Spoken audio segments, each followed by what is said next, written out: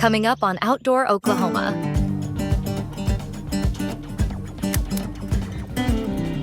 Not very big.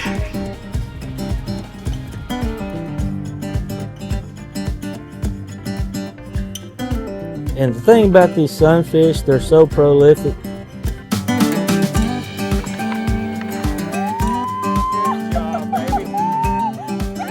Flavor that comes out of that first bite. You get that rosemary right off the top. Oh, you got him! You got him, Emily! Oh! Nice mess of blue cat we have right there. Ready. Now folks, this is what we're after. This is what you get in Outdoor Oklahoma. Outdoor Oklahoma is brought to you by the Oklahoma Department of Wildlife Conservation, sharing the beauty, the adventure, and the spirit of Oklahoma's wild places.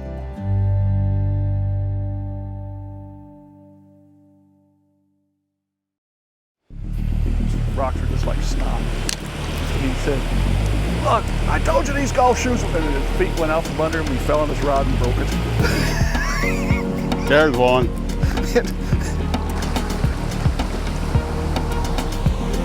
No, I just saw him surface.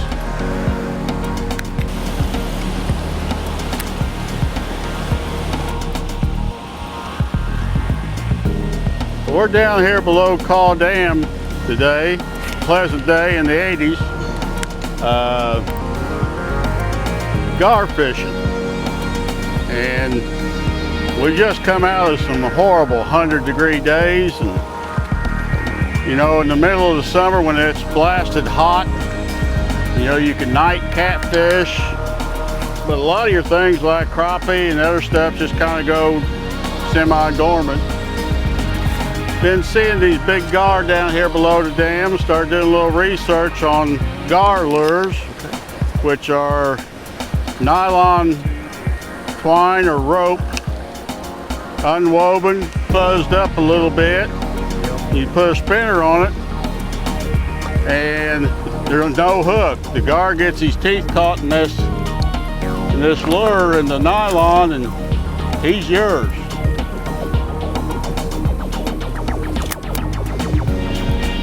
Not very big.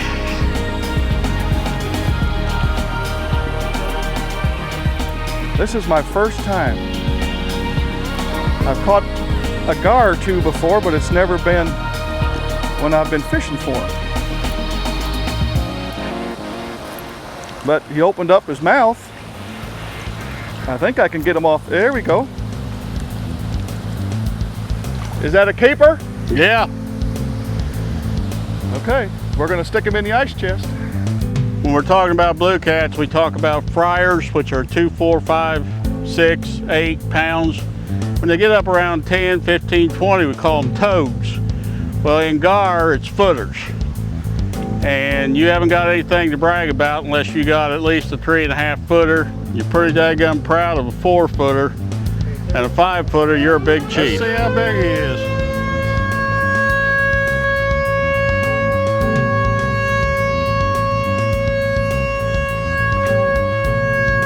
It's a 3 footer. 3 footer.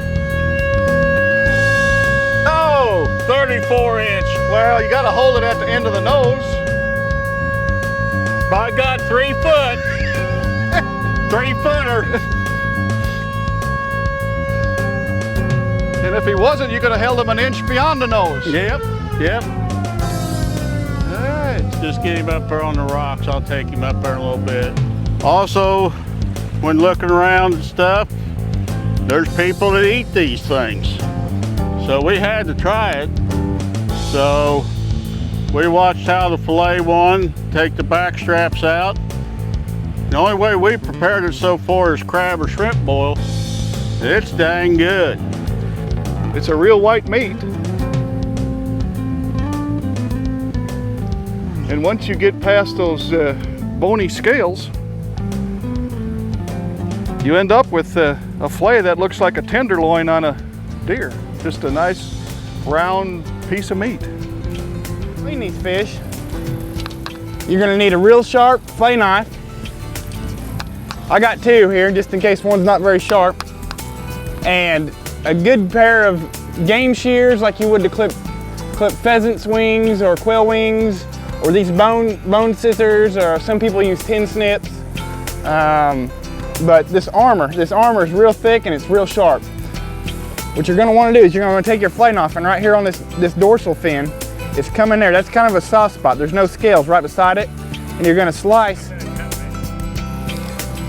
just like so. And then you can use your game shears, or I got these bone scissors, and you can cut right across the top of the backbone.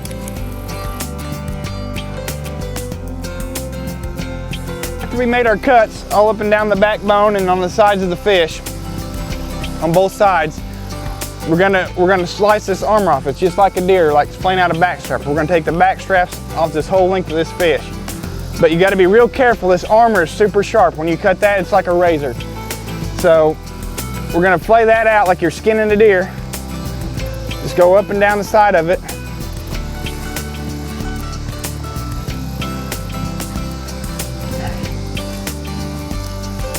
And kind of roll that skin off. At the same time, we're gonna open this fish up. Now that we've flayed this fillet out here, and well, you don't just get one off these fish, you get two. Look at that, ain't that pretty? Nice and white. Might even rival crappie, maybe.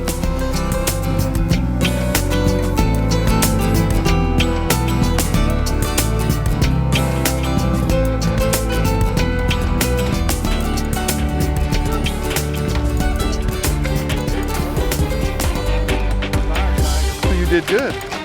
Quick release. Quick release. I like that. That's catch and release gar fishing. Catch and release. We're getting good mess of meat. Have a gar boil.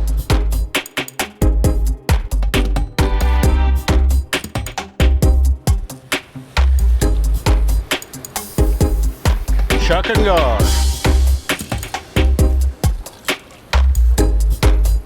There you go. That's the way you do it.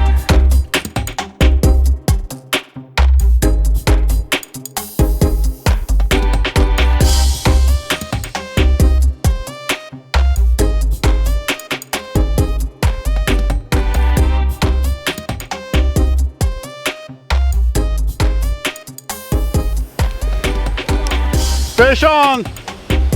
There you go. Big. Out of your line here. Yes, it is. I'll land him for you to get him up here. Here, try this. This worked out pretty well for me. Jason's trying just to get all the play out of that fish he can. All right. Man, that's fun. That is fun. Nice fish. Fly fishing for gar. Where you bringing What's him? the world Up around coming here? to? You still playing? Okay.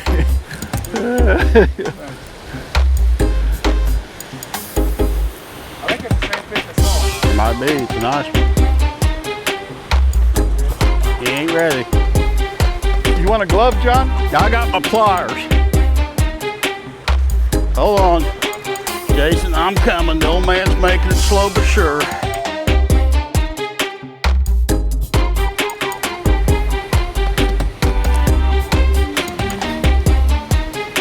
Doggy. You got him? You do it with feet. They're footers. They're footers. This looks like a 4 foot. Those are my feet. This is a 4 footer. Now I got the tape to prove it.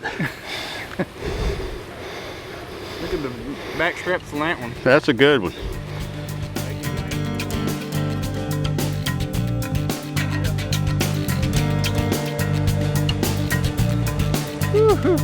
You're getting good at that.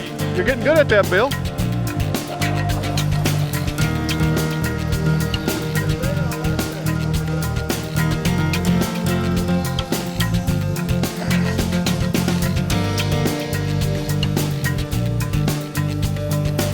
Always have you a towel or a glove or a pair of pliers to bring him in with, because those teeth are needle sharp and they like to rip you. So always be prepared to have something to get him on bank.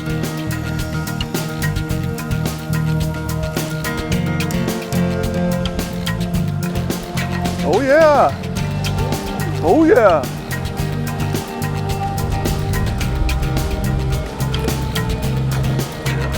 Well, I don't want to get bit.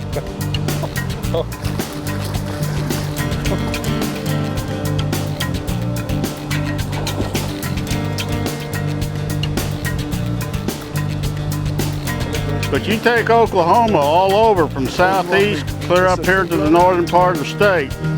There's just an abundance of gar in these spillways, in the rivers, and in the lakes. And the heat don't seem to bother them if you're tough enough to take the heat.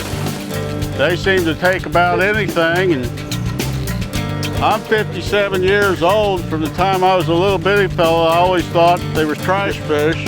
3 gloves, You 2 cuss them towels. when they take your bait. Cuss them trying to get them off a hook if you're lucky enough to get a hook in one. Then you kicked him and threw him back in. Oh, that does the trick. But they're pretty daggum tasty, and they're a lot of fun to fish for. You can actually sight cast to them. You can see one porpoise and throw in front of him, and sometimes he'll reach right out there and grab it. But it's a hoot lot of fun in the hot part of summer when other things ain't biting. It's a hoot.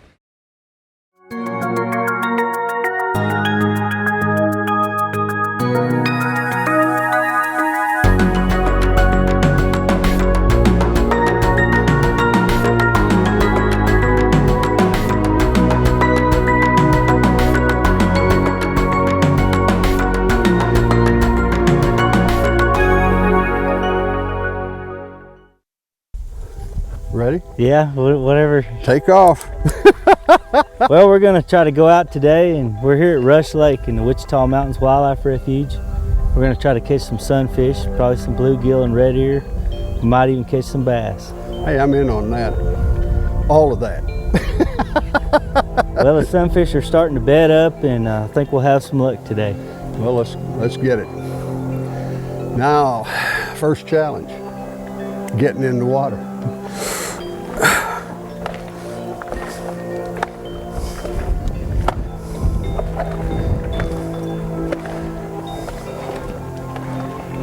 I know it looks funny, but they work good.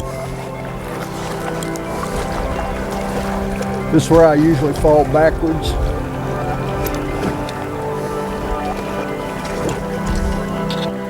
Are you keeping? No, I probably won't keep today, but we'll see what we catch first. Oh yeah, I forgot about that. I might actually catch something.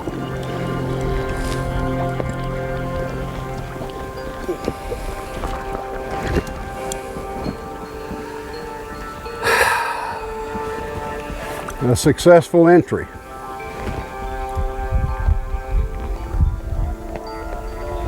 That's always my biggest goal.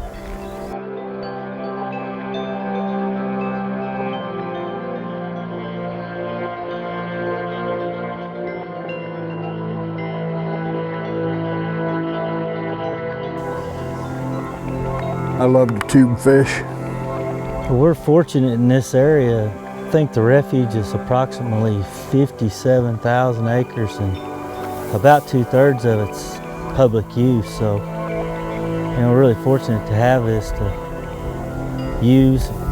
You can camp and fish, and I've got a designated camping area at Camp Dorsal. Absolutely. And then they also have the controlled elk hunts and a deer hunt.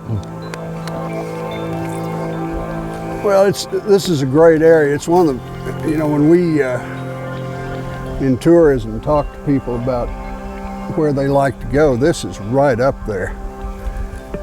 Wichita Mountains Wildlife Refuge is one of the favorite places. And honestly, when I lived down in Texas, I used to come up here. Yeah. I used to camp and climb the boulders over at Mount Scott, which was kind of dumb now that I think about it. I used to do a lot of hiking, but the mind's still willing, but the body's not as willing as it once was. We're all having that problem. I guess that one was the only one that's going to hit me over here.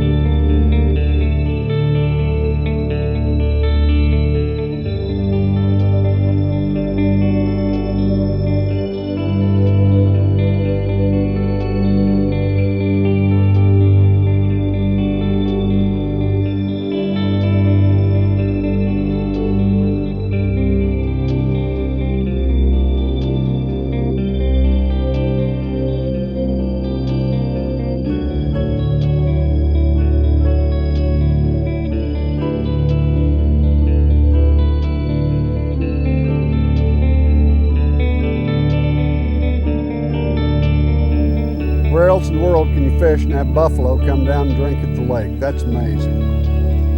Huh.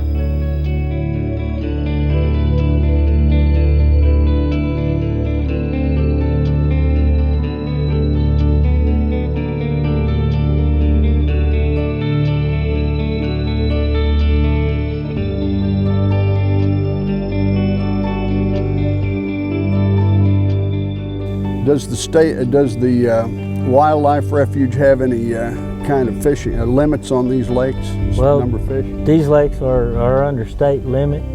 Elmer Thomas being the exception, and it's a slot limit on bass.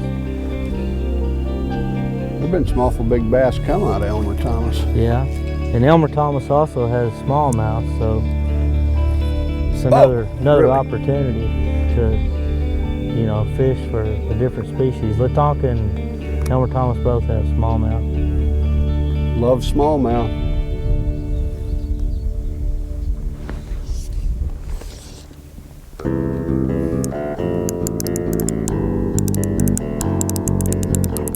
This is a great place for families even without the fishing. Well, you can come out and hike and you can picnic.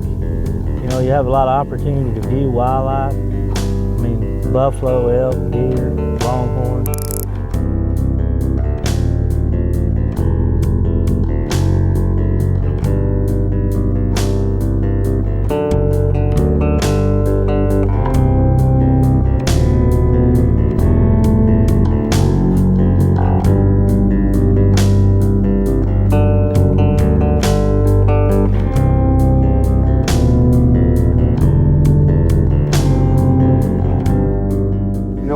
Tourism department do surveys and ask people about their favorite places in Oklahoma, and we're talking about Oklahomans generally. This area right here is right up at the top. Yeah. People love the Wichita Mountains Wildlife Refuge, and this area in general. So, oh, look at there. There you go. Usually when the camera's on, I don't catch fish. I don't know what it is today. A double. Just a little female red ear here. Tell the difference between the female and the male. I'll just... Well, I was going to have you show me. just see so many of them. She just released herself. Usually those males will be a little brighter and bigger. Yeah, I think that was a male I caught over there a while ago. That had to be a female.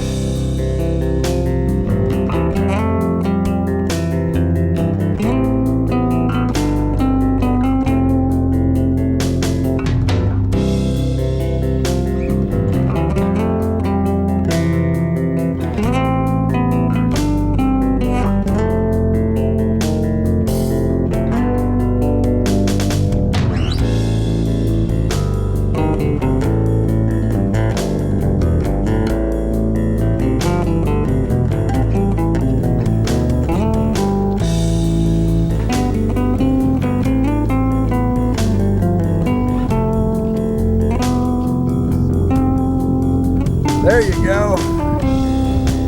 Here, jump for wall.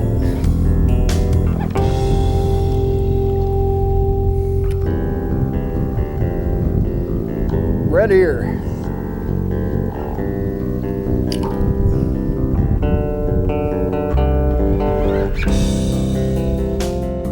I pretty much just fly fish anymore, but you could take a ultralight and, you know, use a casting bobber and fly fish, or you could use worms or crickets, or pretty nice red ear there.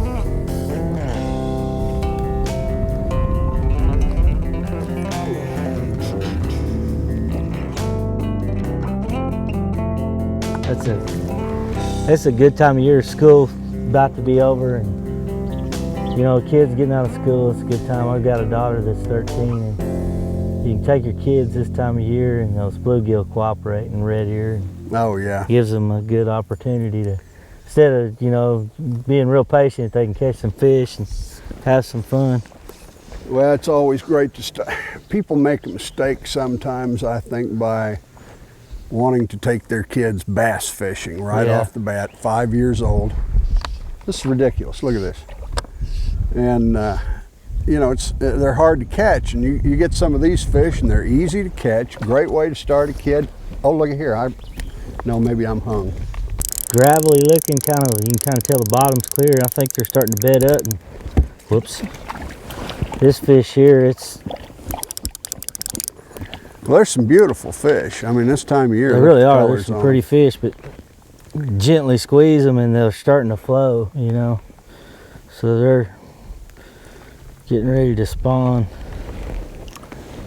What are we fishing with? Let's tell everybody what we're fishing with. Well, we're fly fishing today, and we're fishing some woolly buggers with and some nymphs, some little bead-headed flies that sink. And we're just kind of pitching them out there and a slow retrieve, just kind of letting them sink down. Those fish just come up there and grab them. But a little later on, we'll be able to catch some fish, I think, you know, on some poppers, be able to fish topwater. And which is my favorite. Oh, look at that. I think we've kind of found them right here. One of us has.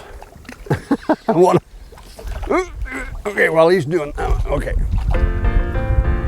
So I'm in the spot now, let's see.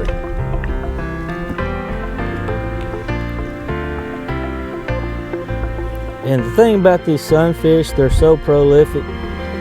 You know, if you want to keep a mess of them, you know, today, you know, catch and release is a lot more popular, but you're not going to hurt keeping some of these fish and food.